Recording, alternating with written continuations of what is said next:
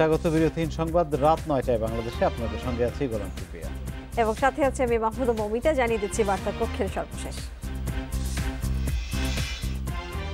দেশে করোনায় রেকর্ড 258 জনের মৃত্যু, নতুন শনাক্ত 14,925 জন, শনাক্তের হার 28.44%।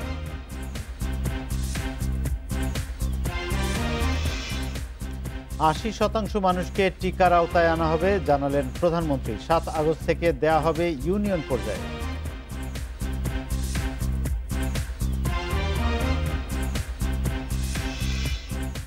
রাজধানীতে 24 ঘণ্টায় ডেঙ্গুতে সর্বোচ্চ 142 আক্রান্ত, 27 দিনেই ভাঙল 1 বছরের রেকর্ড, 23 ভবনকে জরিমানা।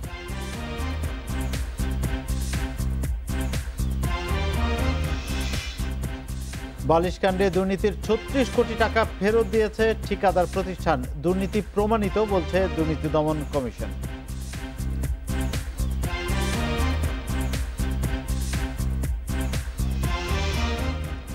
এবং কক্সবাজারের রোহিঙ্গা ক্যাম্পে পাহাড় ধসে 6 রোহিঙ্গা সহ 8 জন নিহত, ভারী বৃষ্টি ও পাহাড়ি ঢলে 4টি ক্যাম্প প্লাবিত।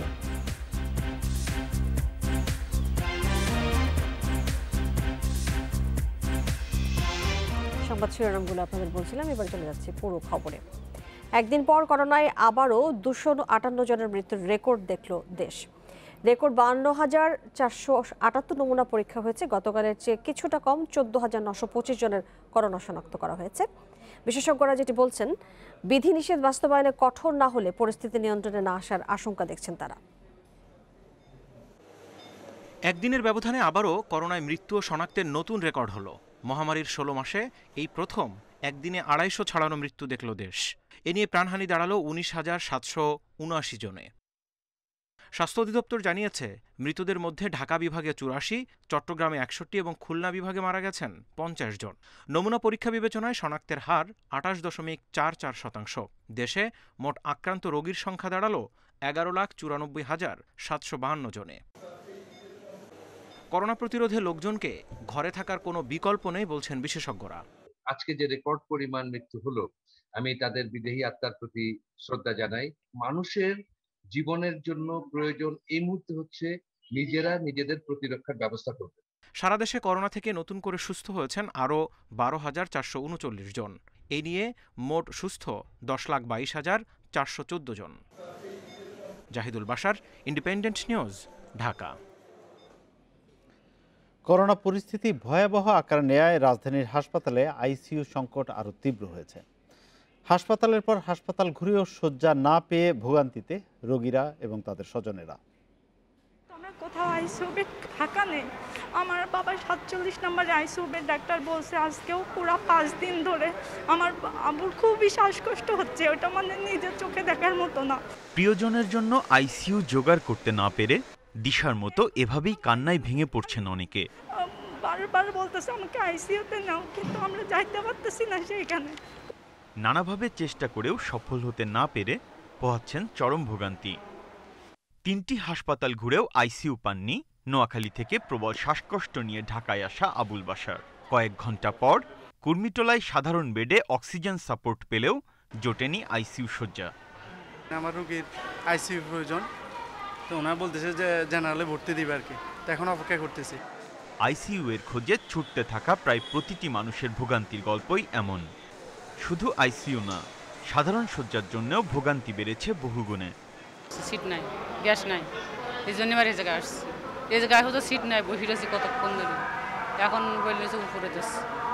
এখন বাইরে একটা ডাক্তার দেওয়া হয়েছিলাম, ওনারা বলতেছে আপনার হাসপাতালে ভর্তি করতে হবে, করোনা পজিটিভের ব্লাডের সমস্যা আছে, এখন ইনজেকশন দিতে হবে, আপনার ভর্তি করতে হবে, কিন্তু কোথাও ভর্তি করতে পারতেছি না।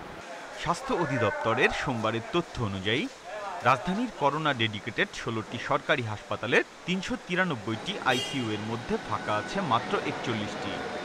আমাদের আইসিইউ বলেন অথবা অক্সিজেনের সংখ্যা বলেন বা বেড সংখ্যা সবই কিন্তু সরকার বাড়িয়েছে, মানুষ চিকিৎসাটা পাচ্ছে। যদি সংক্রমণটা অনেক বেশি বাড়ে তাহলে কিন্তু সব ক্ষেত্রে দেখা যাবে সমস্যা হবে। সেই কারণে আপনারা নিজেদের ভালোর জন্য, পরিবারের ভালোর জন্য, মুমূর্ষু রোগী যাতে চিকিৎসাটা আগে পায়, মৃত্যু সংখ্যা যাতে কমে, সংক্রমণটা কমে, সেই জন্য আপনাদের অবশ্যই স্বাস্থ্যবিধি মেনে চলতে হবে। এবং ভ্যাকসিন তো সরকার আপনাদেরকে দিচ্ছে, এই ভ্যাকসিনেশন প্রোগ্রামে যখন আপনারা আসবেন তখন সেখানে স্বাস্থ্যবিধি মেনে চলবেন। মহাখালীর ডিএনসিসি করোনা হাসপাতালে 23টি আইসিইউ শয্যা ফাঁকা বলা হলেও সেখান থেকে ফিরে যাচ্ছেন রোগীরা। মূলত জনবল ও যন্ত্রপাতির অভাবেই সচল করা যায়নি এসব ICU. Biprojit Chanda, independent news, Dhaka. সবাইকে টিকা নেওয়ার আহ্বান জানিয়ে প্রধানমন্ত্রী শেখ হাসিনা বলেছেন দেশের ৮০% মানুষকে টিকার আওতায় আনা হবে। বিকেলে স্বেচ্ছাসেবক লীগের ২৭তম প্রতিষ্ঠা বার্ষিকীতে তিনি এসব কথা বলেন।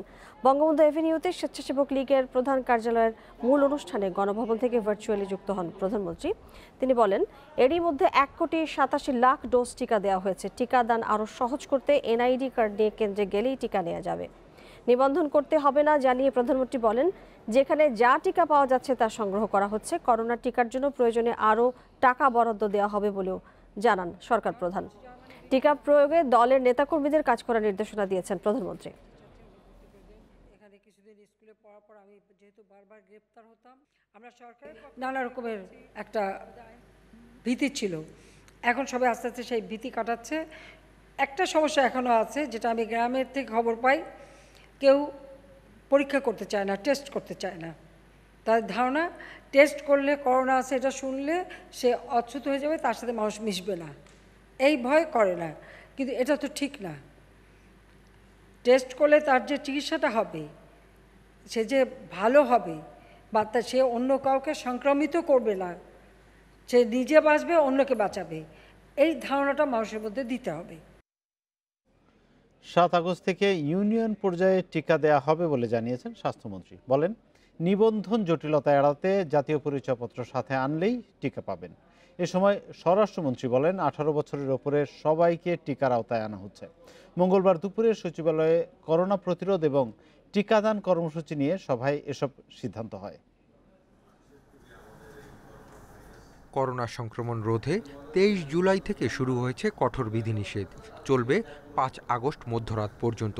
এরপর কি পদক্ষেপ তা নিয়ে আলোচনায় বসেন সংশ্লিষ্টরা। প্রায় 2 ঘন্টার বৈঠকে টিকাদান কর্মসূচি নিয়েও বেশ কিছু সিদ্ধান্ত এসেছে।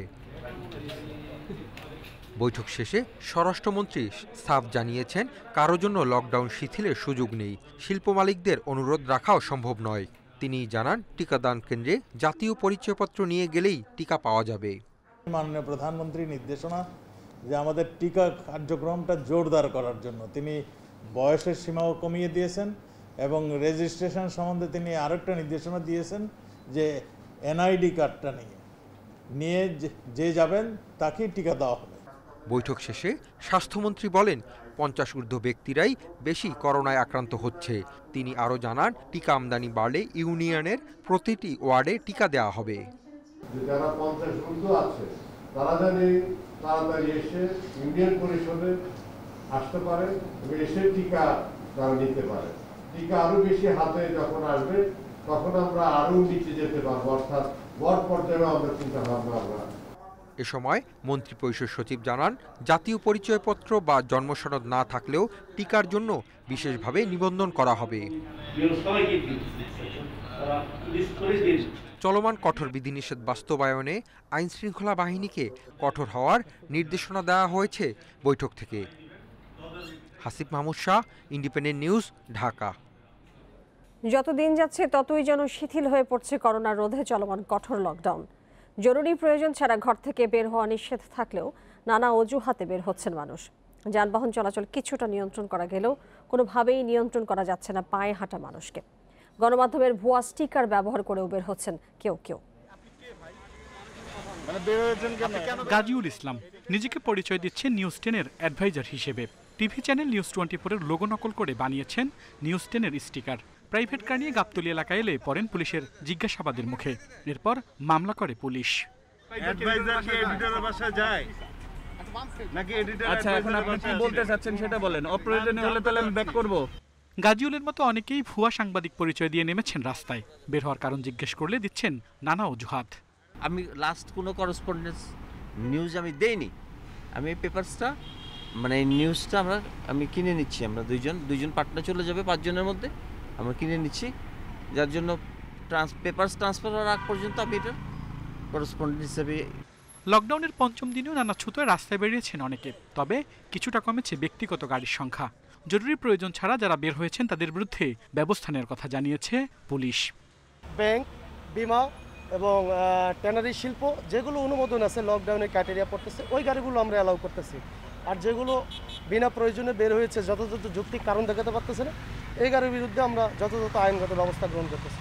তবে গাড়ি নিয়ে বের হওয়াদের বিরুদ্ধে ব্যবস্থা নেওয়া গেলেও কোনোভাবেই ঠেকানো যাচ্ছে না পায়ে হাঁটা মানুষকে। জনস্বাস্থ্য বিশেষজ্ঞরা বলছেন এরকম ঢিলেঢালা লকডাউনে সংক্রমণ কমবে না। নিবন্ধন প্রক্রিয়া সহজ করে সবাইকে গণটিকা কর্মসূচির আওতায় আনার পরামর্শ তাদের। এনআইডি নাম্বার সরকারের কাছে আছে, অটো রেজিস্ট্রেশন করে টেক্সট পাঠায় জনগণকে ভ্যাকসিন দিতে সুযোগ করে দিতে হবে। ভ্যাকসিনে দিতে গিয়ে অন্তরায় তৈরি করে জটিল করার কোনো যুক্তিকতা নেই। সাধারণ মানুষকে লকডাউন ও স্বাস্থ্যবিধি না মানাতে পারলে করোনা পরিস্থিতির আরও ভয়াবহ হবে বলে শঙ্কা জনস্বাস্থ্য বিশেষজ্ঞদের। ভেঙে পড়তে পারে চিকিৎসা ব্যবস্থা। আল আমিন হোসেন, ইন্ডিপেন্ডেন্ট নিউজ, ঢাকা। চলতি মাসের 27 দিনেই 2020 সালের ডেঙ্গু আক্রান্তের রেকর্ড ভেঙেছে। গত বছর মোট আক্রান্ত ছিল 1475 জন, আর জুলাইয়ে আক্রান্ত 1573 জন। পরিস্থিতি নিয়ন্ত্রণে আজ ঢাকার 2 সিটিতে চিরুনি অভিযান চালিয়ে 7.5 লাখ টাকা জরিমানা করা হয়েছে। রূপনগর আবাসিক এলাকার নির্মাণাধীন এই ভবনটি একটি সমবায় সমিতির। এডিসের লার্ভা আছে কিনা দেখতে যায় ডিএনসিসির ভ্রাম্যমাণ আদালত। ভবনটির বেসমেন্টে যেন চাষ হচ্ছে এডিস, অন্য জায়গাতেও মেলে এডিসের লার্ভা। 2019 সালেও ভবনটিকে 50,000 টাকা জরিমানা করা হয়েছিল, এবার করা হলো 1 লাখ টাকা। ভবনের মালিকদের একজন 7 নম্বর ওয়ার্ড কাউন্সিলর তোফাজ্জল হোসেন।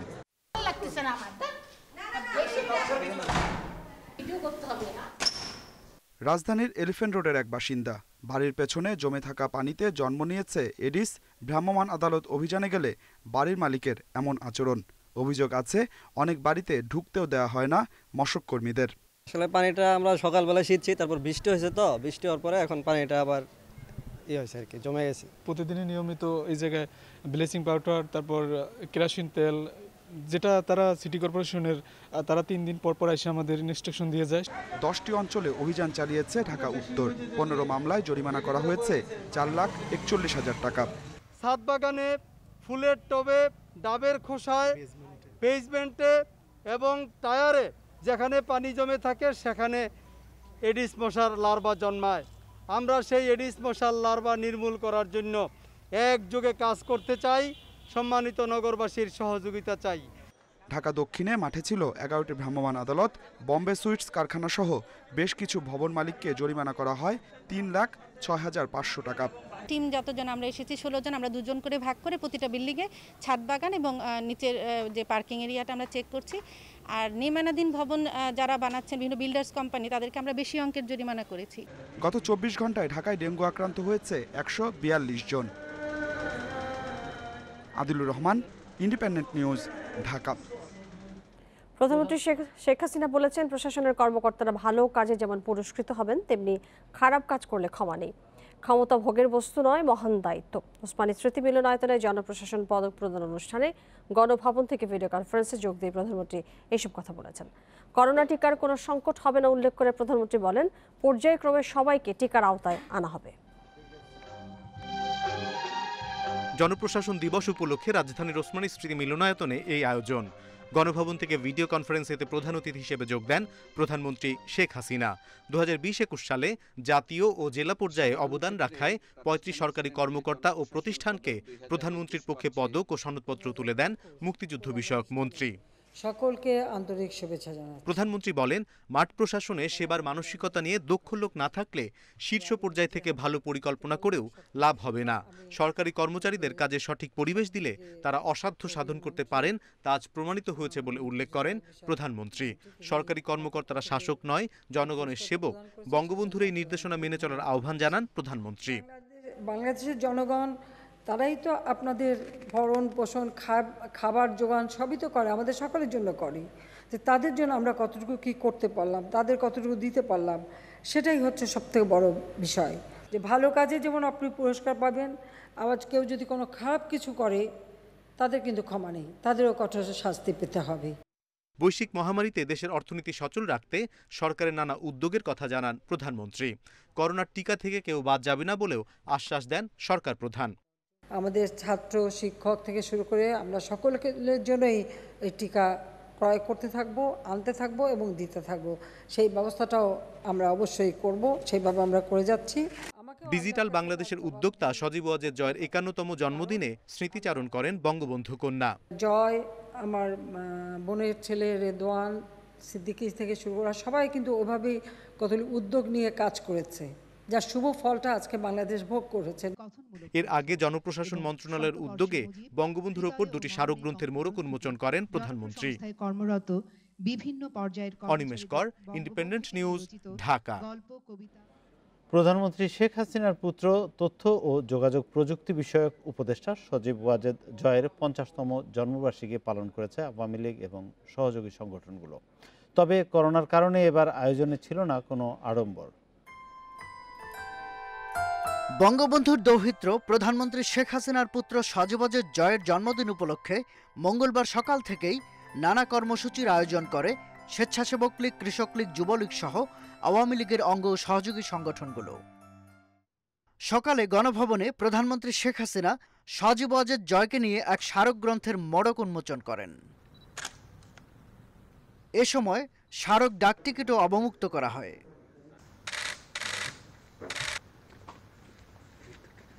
সকালে আওয়ামী লীগের বিজ্ঞান ও প্রযুক্তি বিষয়ক উপকমিটি জয়ের জন্মদিন উপলক্ষে আয়োজন করে ওয়েবিনার।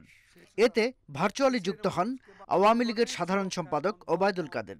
বলেন, বঙ্গবন্ধু সূচিত অগ্রযাত্রাকে তার কন্যা শেখ হাসিনা ক্ষিপ্র গতিতে এগিয়ে নিয়ে যাচ্ছেন, আর একে আরও সমৃদ্ধ করছে সজীব ওয়াজেদ জয়ের তথ্য প্রযুক্তিগত ভাবনা ও অবদান। প্রযুক্তি বিশ্বের দোরগোড়ায় এখন কড়া নাড়ছে চতুর্থ শিল্প বিপ্লব। আমরা দৃঢ় প্রত্যয়ী সজীব ওয়াজেদ জয়ের নেতৃত্বে আসন্ন চতুর্থ শিল্প বিপ্লবের দেশের সীমানা ছাড়িয়ে বিশ্বকে নেতৃত্ব দিতে সক্ষম হবে বাংলাদেশ। সরকার ও প্রধানমন্ত্রী পরিবার নিয়ে বিএনপি ও সমমনাদের অপপ্রচারের তীব্র সমালোচনা করেন ওবায়দুল কাদের। সজীব ওয়াজেদ জয় হাওয়া ভবনের মতো কোনো বিকল্প পাওয়ার সেন্টার গড়ে তোলেননি। নীরবে দেশে আসে, কাজ সেরে নিঃশব্দেই আবার দেশ থেকে চলে যান। কখনো ক্ষমতার দেখাননি, ক্ষমতার দাপট দেখাতে যাননি। পরে বিকেলে বঙ্গবন্ধু এভিনিউয়ে দলের কেন্দ্রীয় কার্যালয়ে আয়োজিত এক অনুষ্ঠানে সজীব ওয়াজেদ জয়ের জন্মদিন উপলক্ষে কেক কাটা হয়। শাহাদাত স্বপন, ইন্ডিপেন্ডেন্ট নিউজ, ঢাকা। অবৈধভাবে শিক্ষার্থী ভর্তি, শিক্ষক নিয়োগের সুযোগ বন্ধ করে দেয়ায় একটি সিন্ডিকেট ষড়যন্ত্র চালাচ্ছে বলে দাবি ফিকারুন্নিসা নূন স্কুল অ্যান্ড কলেজের অধ্যক্ষ কামরুন নাহারের। তিনি বলছেন, ষড়যন্ত্রের অংশ হিসেবে এডিট করে এই ফোন রেকর্ড সামাজিক যোগাযোগ মাধ্যমে ছড়ানো হচ্ছে। ফিকারুন্নিসা নূন স্কুল অ্যান্ড কলেজে ভর্তি নিয়ে অনিয়মের অভিযোগ দীর্ঘদিনের। এরই মধ্যে চলতি বছরের শুরুর দিকে অধ্যক্ষ হিসেবে দায়িত্ব নেন সাধারণ শিক্ষা ক্যাডারের কর্মকর্তা কামরুন নাহার। ফিকারুন্নিসার বর্তমান অধ্যক্ষের সঙ্গে অভিভাবক মীর শাহাবুদ্দিন টিপুর ফোন রেকর্ড ছড়িয়ে পড়ে সামাজিক যোগাযোগ মাধ্যমে। এতে অধ্যক্ষকে অশোভন ভাষায় উত্তেজিত কণ্ঠে কথা বলতে শোনা যায়।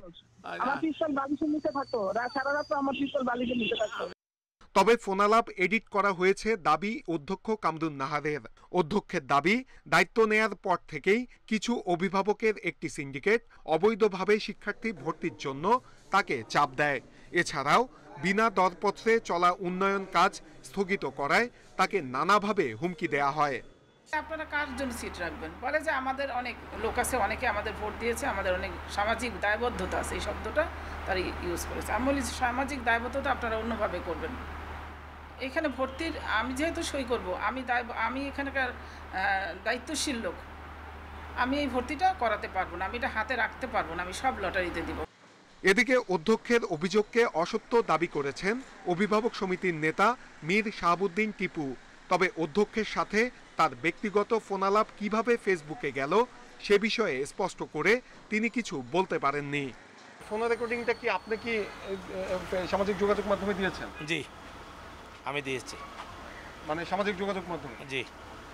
তো এটিকে আসলে দেওয়াটা কি আপনার মানে কতটুকু ঠিক হয়েছে? এটা তো আসলে এটা কিভাবে আমি ওইভাবে সবাইকে দেইও নাই, জানিও না। আমি একজন শুধু আমার মোবাইল থেকে দেখছে। স্কুলের উন্নয়নমূলক কাজে অনিয়মের বিষয়ে শিক্ষা মন্ত্রণালয়ে অভিযোগ দিয়েছে কলেজ কর্তৃপক্ষ। এ নিয়ে চলছে তদন্ত। সংশ্লিষ্টরা বলছেন প্রায় 1 দশক ধরে এই স্কুলটিতে অস্থিরতা বিরাজ করছে। কোনো অধ্যক্ষই খুব বেশি দিন দায়িত্ব পালন করতে পারেন না। তাই এই বিষয়গুলো নিয়ে গভীরে তদন্ত করার জন্য শিক্ষা মন্ত্রণালয়ের প্রতি আহ্বান তাদের। নূরে আলম, ইন্ডিপেন্ডেন্ট নিউজ, ঢাকা। কক্সবাজার রোহিঙ্গা ক্যাম্পে পাহাড় ধসে শিশুসহ 6 জনের মৃত্যু হয়েছে, আহত হয়েছেন আরও বেশ কয়েকজন। একই ঘটনায় টেকনাফ ও মহেশখালীতে মারা গেছেন আরও 2 জন। এছাড়া অবিরাম বৃষ্টি ও পাহাড়ি ঢলে প্লাবিত হয়েছে 4টি ক্যাম্পের বিস্তীর্ণ এলাকা। সোমবার সন্ধ্যা থেকে অব্যাহত বৃষ্টির কারণে উখিয়ার কুতুপালং রোহিঙ্গা ক্যাম্প, টেকনাফ ও মহেশখালীতে ঘটে পাহাড় ধসের ঘটনা। খবর পেয়ে স্থানীয়দের সহায়তায় মাটির নিচ থেকে উদ্ধার করা হয় কুতুপালং 10 নং ক্যাম্পের নূরবাহার, শফিউল আলম, দিলবাহার এবং তার 2 শিশু আব্দুর রহমান ও আয়শা সিদ্দিকার মরদেহ। মাটির নিচে চাপা পড়ে 8 নং ক্যাম্পে মারা যান আরও একজন। বৃষ্টি ও পাহাড় ধসে আমাদের ঘর ভেঙে গেছে, বিভিন্ন জায়গায় পাহাড় ভাঙছে। আমরা এখন অসহায়, আমরা আপনাদের কাছ থেকে সাহায্য চাচ্ছি। পানিতে ভিজে ঘরের জিনিসপত্র সব নষ্ট হয়ে গেছে, খুব কষ্টে আমরা। পাহাড় ধসে বেশ কয়েকজন নিহত এবং আমার এলাকার প্রায় 50 থেকে 60 একরের উপরে জমি প্লাবিত হয়েছে। এই সাথে প্রায় শতাধিক ঘর পানিবন্দী হয়ে রয়েছে। এছাড়া টেকনাফ ও মহেশখালীতে পাহাড় ধসে প্রাণ হারিয়েছেন আরও 2 জন। এসব ঘটনায় আহত কয়েকজনকে উদ্ধার করে হাসপাতালে ভর্তি করা হয়েছে, আর ঝুঁকিপূর্ণ এলাকা থেকে সরিয়ে নেওয়া হয়েছে অন্য রোহিঙ্গাদের। জনপ্রতিনিধি, উপজেলা প্রশাসন মিলে তাদের নিরাপদ আশ্রয় কেন্দ্রে নেওয়ার চেষ্টা চালাচ্ছে। আশ্রয় কেন্দ্রগুলো খুলে দেওয়া হয়েছে, আশ্রয় যারা নেবেন তাদের জন্য খাবারের ব্যবস্থা এবং রাত্রিকালীন নিরাপত্তার ব্যবস্থা করা হবে। টানা বৃষ্টি আর পাহাড়ি ঢলে প্লাবিত হয়েছে আরও 4টি ক্যাম্পের নিচু এলাকা। বসত ঘরে পানি উঠায় দুর্ভোগে পড়েছেন অনেকে। Independent news desk. জাতীয় অর্থোপেডিক হাসপাতালে অভিযান চালিয়ে দালাল চক্রের 9 সদস্যকে গ্রেপ্তার করেছে র্যাব। তাদের প্রত্যেককে 1 মাস করে কারাদণ্ড দিয়েছে ভ্রাম্যমাণ আদালত। চক্রের সাথে হাসপাতালের কেউ জড়িত কিনা তা খতিয়ে দেখে ব্যবস্থা নেওয়ার আশ্বাস দিয়েছে কর্তৃপক্ষ।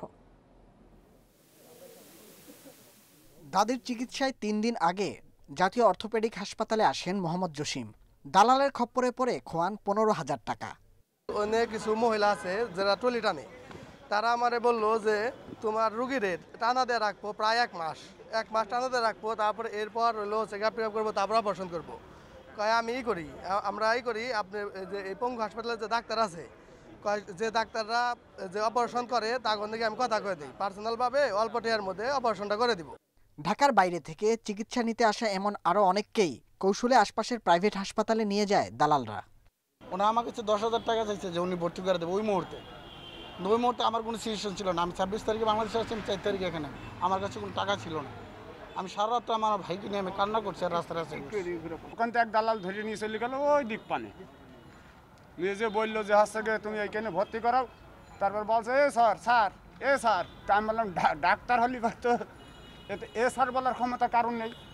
র্যাব বলছে সহজ সরল মানুষদের টার্গেট করে প্রতারণা করে এই দালাল চক্র।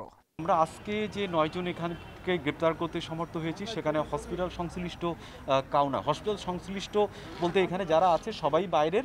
এরা বিভিন্ন এখান থেকে রুগী নিয়ে এই যে আমি যে বললাম যে নিম্নমানে এবং অননুমোদিত যে প্রাইভেট হসপিটাল আছে সেখানেই মূলত তারা প্রলোভন দেখিয়ে আর কি কম খরচে ভালো মানের সেবা, সেটার জন্যই কিন্তু তারা এখান থেকে রুগী নিয়ে যেত। টাকা দিয়ে চিকিৎসা সেবা নিতে যাবে, সেখানে প্রতারিত হবে, সেটা কোনোভাবেই কিন্তু আমরা অ্যালাউ করব না। প্রত্যেকেই সার্ভিলেন্সের আন্ডারে আনা হবে, মনিটরের আন্ডারে আনা হবে। এই চক্রের সঙ্গে কর্মচারী বা চিকিৎসকের যোগসাজশ পেলে ব্যবস্থা নেয়ার কথা বলছে হাসপাতাল কর্তৃপক্ষ। যারা দালাল বা যারা এই কাজগুলো করছে তারা একটা রোগীকে বাইরে নিতে হলে এই ধরনেরই একটা প্রোপাগান্ডা চালাবে যে ডাক্তার নাই, কিন্তু আপনি ভিতরে ঢুকলেই দেখতে পারবেন আমার ডাক্তার কি পরিমাণ ব্যস্ত আছে, তারা কাজ করতেছে। যদি হাসপাতালের কেউ এই ব্যাপারে কোনো রকম তাদের সংশ্লিষ্টতা থাকে, কাউকে বিন্দুমাত্র ছাড় দেওয়া হবে না। চক্রের বাকি সদস্যদের গ্রেপ্তারে অভিযান চালানোর কথাও জানিয়েছে র্যাব। Nahid Kamal, Independent News. তামিম মুশফিক লিটনের শূন্যতা বাংলাদেশের জন্য অপূরণীয়। একইভাবে অন্যদের জন্য সুযোগও মনে করেন নির্বাচক হাবিবুল বাশার। চোট কাটিয়ে মুস্তাফিজকে প্রথম ম্যাচ থেকেই পাওয়ার আশা তার, তবে শঙ্কার কথা, সিরিজ শুরুর আগে নতুন করে কেউ চটে পড়লে দল গড়ার কঠিন চ্যালেঞ্জে পড়তে হবে মানছেন বাশার। বিজয়ের কেতন উড়িয়ে দেশে ফিরছে বাংলাদেশ, কিন্তু জিম্বাবুয়ে থেকে অস্বস্তি নিয়ে ঢাকায় পা রাখবেন মাহমুদুল্লাহ। অস্ট্রেলিয়া মিশনে যে তামিম মুশফিক লিটনকে পাচ্ছেন না টি-20 অধিনায়ক, মুস্তাফিজকে নিয়ে শঙ্কা কিছুটা কমেছে। প্রথম ম্যাচ থেকেই ওকে পাওয়ার নিশ্চয়তা পাওয়া গেছে।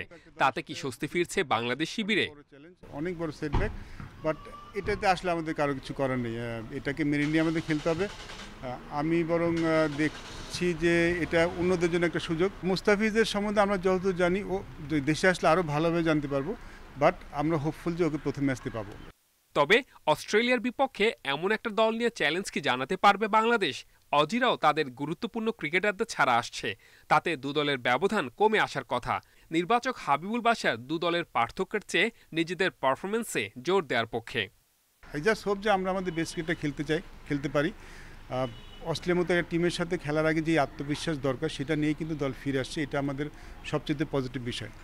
জিম্বাবুয়েতে খেলে আসা টি-20 দলটাই থাকছে অস্ট্রেলিয়া সিরিজে। কোয়ারেন্টিন শর্তে নতুন করে কাউকে দলে আনার সুযোগ নেই, ফলে 17 সদস্যের দল নিয়ে অজিদের মোকাবেলা করতে হবে। কিন্তু শেষ মুহূর্তে নতুন করে কেউ চটে পড়লে বিপত্তি বাঁধবে স্বাগতিকদের। যেহেতু শর্ট ট্রিপ, বেশি লম্বা ট্রিপ না, আনইউজুয়াল কিছু যেন না আমাদের ফেস করতে না হয়, যেটার উপরে কারো কোনো হাত নেই। এটা নিয়ে আসলে বেশি শঙ্কা করেও লাভ নেই। এটা যদি হয় তাহলে তো আমাদের করার কিছু থাকবে না। বিশ্বকাপের আগে ঘরের মাঠে ব্যাক টু ব্যাক সিরিজ, কুড়ি ওভারের মিশনে নামার আগে নিজেদের ঘর গোছানোর সুযোগ টিম টাইগার্সের। Saiful Majumder, Independent News. Slow turning উইকেটে অস্ট্রেলিয়া বধের পরিকল্পনায় ঝুঁকতে পারে বাংলাদেশ। সবশেষ উইন্ডিজ সিরিজে অজিদের স্পিনে ভোগান্তি আসতে পারে বিবেচনায়। তবে প্রতিপক্ষ শিবিরে থাকা জাম্পা অ্যাগারদের নিয়েও সতর্ক থাকতে হবে টাইগারদের। মিরপুর হোম অফ ক্রিকেটে স্বাগতিকদের বড় ভরসা সাকিব এবং মুস্তাফিজ। ওয়েস্ট ইন্ডিজ থেকে ওয়ানডে সিরিজ জিতে বাংলাদেশে আসছে অস্ট্রেলিয়া। এখানে লড়াই টি-20-র। এই ফরম্যাটে ক্যারিবীয়দের কাছে 4-1 ব্যবধানে হারের ক্ষত এখনও টাটকা। সেখানে হেইডেন ওয়ালশের স্পিন ভুগিয়েছে অতিথিদের। ওয়ালশের মতো লেগ স্পিনার নেই বাংলাদেশের, তবে হোম কন্ডিশনে টাইগারদের স্পিন অ্যাটাক দারুণ। সাকিব তার নিউক্লিয়াস, নাসুম কিংবা মাহিদিও হতে পারেন এক্স ফ্যাক্টর। মিরপুরে টিপিক্যাল স্লো টার্নিং উইকেটে অস্ট্রেলিয়াকে আটকাতে চাইবে বাংলাদেশ। সাকিব মুস্তাফিজ স্বাগতিকদের প্রধান অস্ত্র। অজিদের সাথে টি-20 সবশেষ পরীক্ষায় এই দুজনই ছিলেন স্পটলাইটে। হোম অফ ক্রিকেটে বেশ ভালো রেকর্ড। 19 টি-20-তে সাকিবের 25 উইকেট, ইকোনমি 7-এর নিচে। আর 15 ম্যাচে ফিজের শিকার 20 উইকেট, ওভার প্রতি খরচ 7-এর কিছু বেশি। আমাদের উইকেট যেরকম নর্মাল ঢাকা স্টেডিয়াম মিরপুরে যে ধরনের থাকে সেভাবেই থাকবে, বাট আমরা মনে করেন যে ওইভাবে কোনো কিছু সিদ্ধান্ত নিয়ে নেই। আর সেটা তো পুরো আপনার যেহেতু গ্রাউন্ডসের ব্যাপার, প্লাস উইকেট নিয়ে সম্ভবত যেভাবে সবসময় আমরা খেলে থাকি ওই ধরনের উইকেটই বানাবো, যেহেতু এটাতে হোমের একটা অ্যাডভান্টেজ থাকে। সো সেই জিনিসটা আমাদের মধ্যে মাথায় আমরা কাজ করি। নিখাত স্পিনিং উইকেটে আবার বিপত্তিও আছে। অজিদের trump card Adam Zampa, leg স্পিনে টাইগারদের অস্বস্তি তো ওপেন সিক্রেট। অ্যাস্টন অ্যাগার টার্নারও হতে পারে বিপদের কারণ। কম্বিনেশন কন্ডিশন নিয়ে তাই ম্যানেজমেন্টের সঠিক পরিকল্পনা জরুরি। সাইদ সাদি, ইন্ডিপেন্ডেন্ট নিউজ। টোকিওতে আশা দেখিয়েও হতাশ করলেন রোমান সানা। অলিম্পিকে ব্যক্তিগত ইভেন্টের দ্বিতীয় রাউন্ডেই থেমেছে রোমানের স্বপ্নযাত্রা। এলিমিনেশনের প্রথম রাউন্ডে ব্রিটিশ টম হলকে হারান লাল সবুজের সেরা আর্চার। পরে কানাডার ক্রিসপিন ডুয়েনাসের কাছে হেরে যান 6-4 সেটের ব্যবধানে। জাপানের ইউনোমেশিমা আর্চারি পার্কে 52 মিনিটের ব্যবধানে হাসি কান্নার সঙ্গী রোমান সানা। স্বপ্ন দেখিয়েও 1 পয়েন্টের আক্ষেপ, দিনের শুরুটা রঙিন করেও হতাশায় শেষ করেন লাল সবুজ প্রতিনিধি। এলিমিনেশনের প্রথম রাউন্ডে প্রতিপক্ষ ব্রিটিশ আর্চার টম হল। প্রথম সেটে এগিয়ে থেকেও শেষ শটে নিয়ন্ত্রণ হারিয়ে পয়েন্ট ভাগাভাগি করেন রোমান। তবে দ্বিতীয় আর তৃতীয় সেটে জয় তুলে ঘুরে দাঁড়ান দেশসেরা আর্চার। চতুর্থ সেটে পরাজয়ে দুশ্চিন্তা ভর করেছিল, তবে পঞ্চম সেটে ঠিকই জয় তুলে সেরা 32-এ পৌঁছে যান রোমান। ঘণ্টার ব্যবধানে 16-তে ওঠার লড়াই। প্রতিপক্ষ কানাডার ক্রিসপিন ডুয়েনাস। র্যাঙ্কিংয়ে তার থেকে ১১ ধাপ এগিয়ে রোমানই ছিলেন ফেভারিট। শুরুর সেট জিতে স্বপ্নযাত্রায় এগিয়েও যান।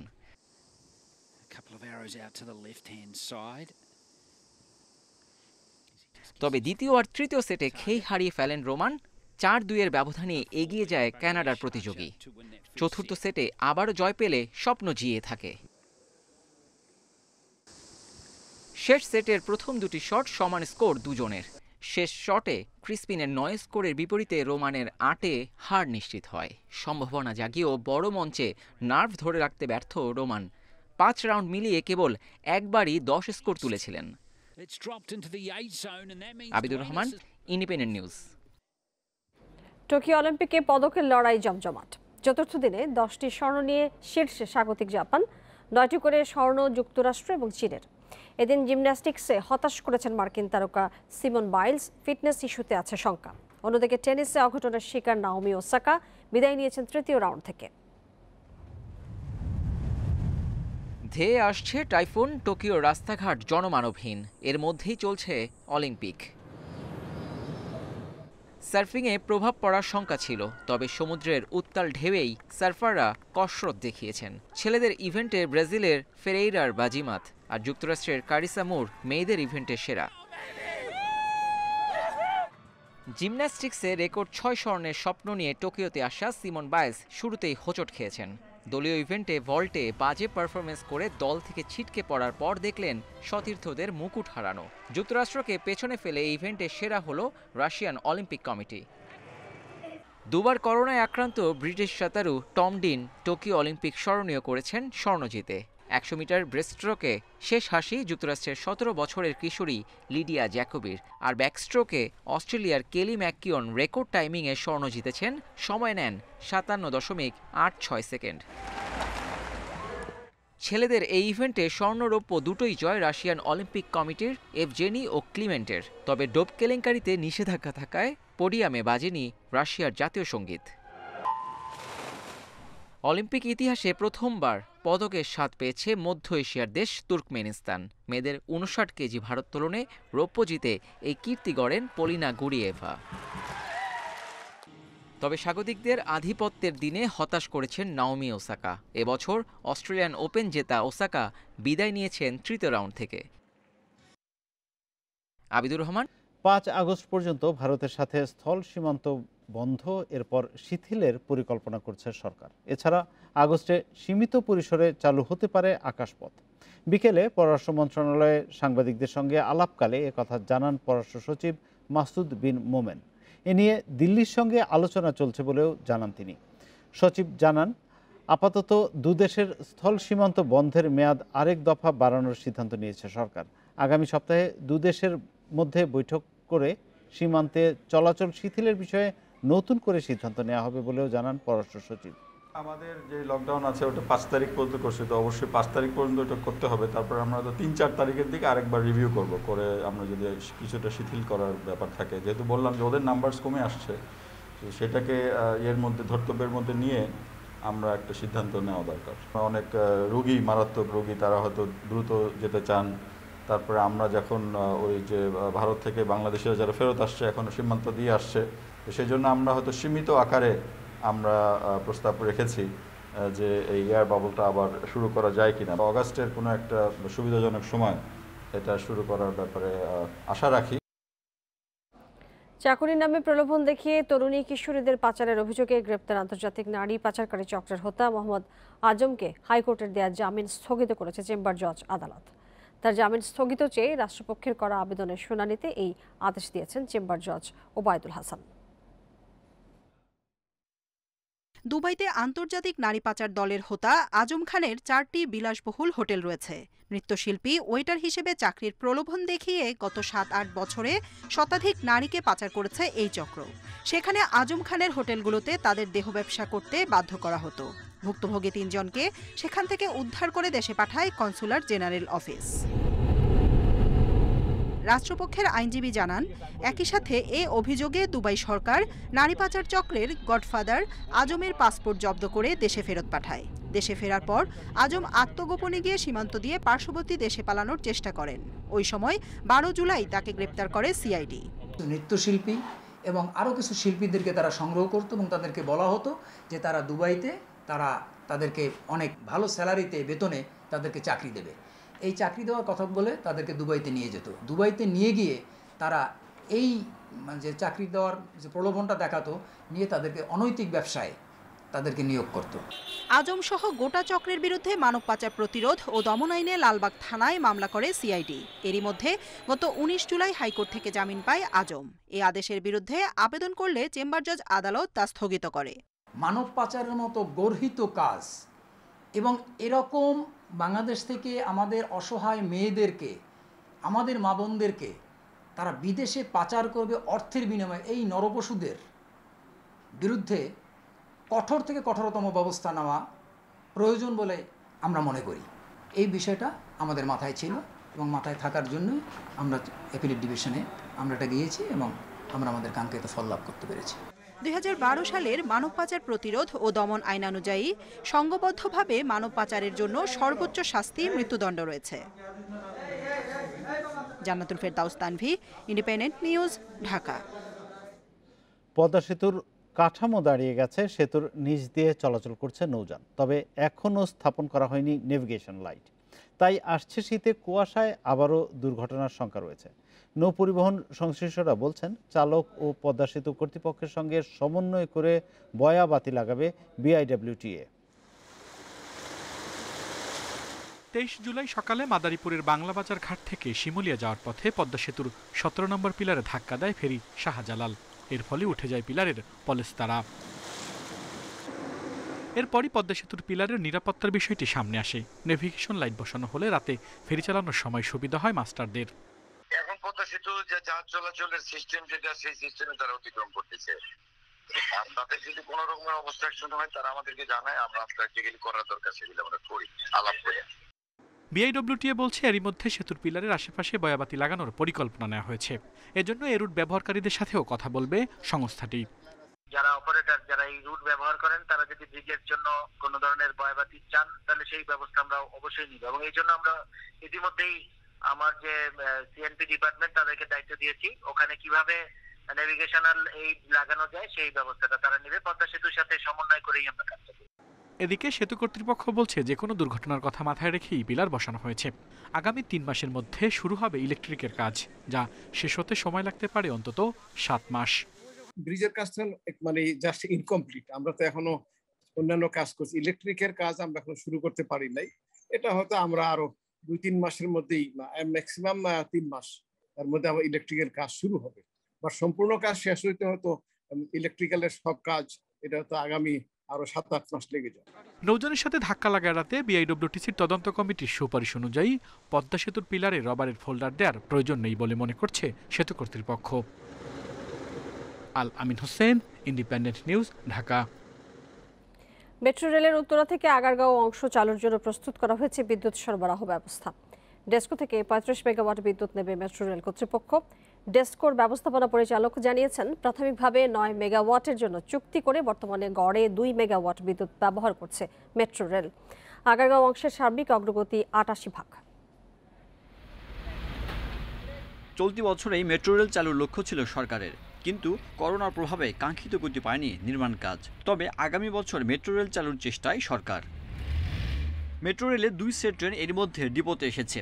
এছাড়া আরও 2 সেট ট্রেন মোংলা বন্দরে এসেছে এবং আগস্টের 3য় সপ্তাহে ট্রেনগুলো উত্তরায় ডিপোতে পৌঁছাবে বলে আশা কর্তৃপক্ষের। প্রকল্প মেয়াদের আগেই এটার কমার্শিয়াল অপারেশন এটা যাবে, এই বিষয়ে আমরা নিশ্চিত। তারপরেও সবসময় প্যান্ডেমিক সিচুয়েশনটাকে আমাদের বিবেচনায় রাখতেই হবে। যখন এই প্যান্ডেমিক সিচুয়েশন ডিটোরিয়েট করে, তখনই জানেন যে আমাদের মোবিলিটিটা একটু কমে যায়। বিদ্যুতে চলবে স্বপ্নের এই গণপরিবহন। এর মধ্যে উত্তরা আগারগাঁ অংশে বিদ্যুৎ সংযোগের কাজ শেষ হয়েছে। আগারগাঁ থেকে মতিঝিল অংশেও সাবস্টেশনের ভবন নির্মাণ চলছে। ডেস্কো ত্রাস্থ 132/33 কেভি গ্রিড উপকেন্দ্র থেকে বিদ্যুৎ সংযোগ প্রদান করেছে। বৈদ্যুতিক ট্রেন পরিচালনার জন্য ডিসকো প্রান্ত থেকে ৩৫ মেগাওয়াট বিদ্যুৎ প্রয়োজন হবে। প্রাথমিকভাবে মেট্রো রেল কর্তৃপক্ষ ৯ মেগাওয়াটের জন্য চুক্তি করেছে এবং বর্তমানে গড়ে ২ মেগাওয়াট বিদ্যুৎ ব্যবহার করছে। মেট্রো রেলের উত্তরা আগারগাঁও অংশের অগ্রগতি ৮৭.৮ ভাগ ও আগারগাঁও মতিঝিল অংশের অগ্রগতি ৬৫.৪৮ ভাগ। পুরো প্রকল্পের সার্বিক অগ্রগতি ৬৭.৬৩ ভাগ। Sajjad Hossain, Independent news, Dhaka. ইউনেস্কোর বিশ্ব ঐতিহ্যের তালিকায় যুক্ত হলো আরও ৮ নাম। এর মধ্যে প্রাকৃতিক সৌন্দর্যের কারণে জাপান, দক্ষিণ কোরিয়া, থাইল্যান্ড এবং জর্জিয়ার নাম উঠে এসেছে। আর বিশ্ব ঐতিহ্যের সাংস্কৃতিক সাইটে যুক্ত হয়েছে ভারতের হরপ্পা আমলের শহর ধোলাভিরা, তুরস্ক, বেলজিয়াম এবং নেদারল্যান্ডসের নাম। ভারতের গুজরাটে প্রাচীন হরপ্পা আমলের ধোলাভিরা শহরকে মঙ্গলবার যুক্ত করা হয় বিশ্ব ঐতিহ্যের তালিকায়। এর পানি ব্যবস্থাপনা, বহুস্তরযুক্ত প্রতিরক্ষা ব্যবস্থা, নির্মাণে পাথরের বিস্তৃত ব্যবহার প্রাচীন শহরটিকে অন্যান্য সাংস্কৃতিক স্থান থেকে আলাদা করেছে। এটি দক্ষিণ এশিয়ার অন্যতম সুসংরক্ষিত নগর জনপদ, যা খ্রিস্টপূর্ব ৩য় থেকে মধ্য ২য় সহস্রাব্দের মধ্যবর্তী সময়ের। তালিকায় যুক্ত হয় জাপানের ৪টি দ্বীপ আমামি ওশিমা, তোকুনোশিমা এবং দক্ষিণাঞ্চলের ওকিনাওয়া, ইরিওমোত। সব মিলিয়ে ৪২,৬৯৮ হেক্টর জায়গা জুড়ে দ্বীপপুঞ্জটি। প্রাকৃতিক সৌন্দর্যে ভরপুর জাপানের দ্বীপপুঞ্জটি জীববৈচিত্র্যের কারণে বিশ্ব ঐতিহ্যের এই স্বীকৃতি পেল। এছাড়া ছোট কানের আমামি খরগোশ, রিওরকিওর লম্বা চুলের ইঁদুর এবং ইরিওমোতের বিড়ালের মতো বিপন্নপ্রায় প্রাণী অনায়াসে ঘুরে এইসব দ্বীপে। আর এসব প্রাণীর নামকরণ করা হয়েছে দ্বীপের নামেই। দক্ষিণ কোরিয়ার ইয়েলো সাগরের কাছে অবস্থিত গেটবল বা কোরিয়ান টাইডাল ফ্ল্যাটস এর বিচিত্র ভূতাত্ত্বিক এবং বাস্তুতন্ত্রের কারণে স্থান পায় ইউনেস্কোর তালিকায়। বিপন্নপ্রায় ২২টি সহ ফ্লোরা ফোনার ২,১৫০টি প্রজাতির জন্য বিখ্যাত কোরিয়ার গেটবল। এবারে তালিকায় আছে থাইল্যান্ডের বনাঞ্চল ও জর্জিয়ার জলাভূমি। আদিবাসীদের উপর সহিংসতা নিয়ে জাতিসংঘের সতর্কতার পরও জীববৈচিত্র্যের সমৃদ্ধ হওয়ায় বিশ্ব ঐতিহ্যের তকমা পেল থাইল্যান্ডের কাংক্রাঞ্চন বন কমপ্লেক্স। সায়রা খান, ইন্ডিপেন্ডেন্ট নিউজ। আর এই ছিল রাত ৯টায় বাংলাদেশের আয়োজন। বিস্তারিত জানতে চোখ রাখুন ফেসবুক, ইউটিউব এবং টুইটারে। সাথে থাকার জন্য ধন্যবাদ জানাচ্ছি।